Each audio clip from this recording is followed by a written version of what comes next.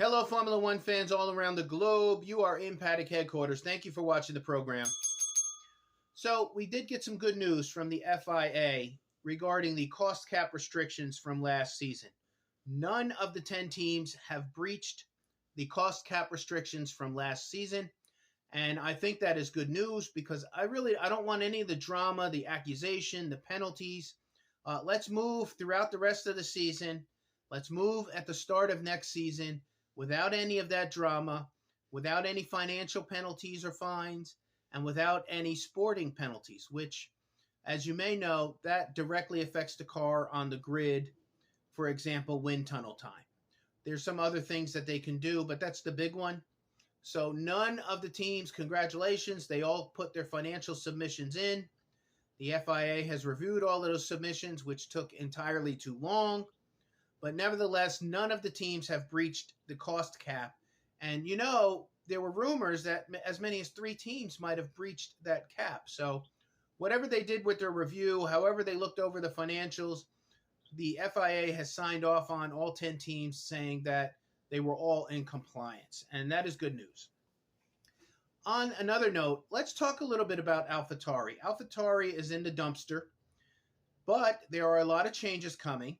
And it appears that they've identified their new team principal, Laurent Mekies, who was an assistant team principal with Ferrari.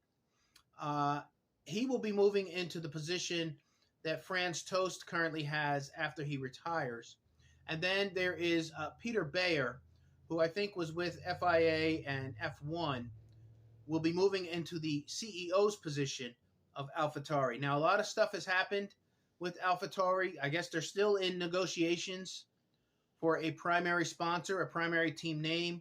It looks like they're talking with Hugo Boss. I'm not a fan of Hugo Boss or the company. I don't wear their clothes. But that looks like they are going to be the primary sponsor. Perhaps maybe a Gucci or a Prada car might have been more interesting to watch riding around that track next season. But nevertheless, it looks like Hugo Boss may come into agreement with a contract to be the primary sponsor for AlphaTauri. So with that, we have new team leadership, new team name and primary sponsor, and then we still have to figure out the drivers, right? It looks like Yuki Tsunoda certainly has done enough. Christian Horner, Franz Tost, and I guess the big one, Helmut Marko, are all pleased with Yuki's performance so far. So he certainly has earned the right to be there to finish the season and start next season at this point. But the other question is Daniel Ricciardo, right? So he is an if factor at this point. He's injured. He lost. He's going to lose at least 2 or 3 races. Liam Lawson has been performing. At the Italian Grand Prix, he finished 11th, which is really good. He's just 1 position out of the points for his full weekend in the car.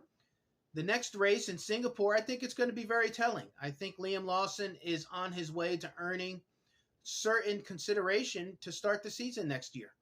We will see what happens with that. There's no way anybody can tell for a definitive purpose right now whether Ricciardo or Liam Lawson or somebody else is going to be in that seat. It's too early. But man, it is a race-by-race basis, I think, at this point.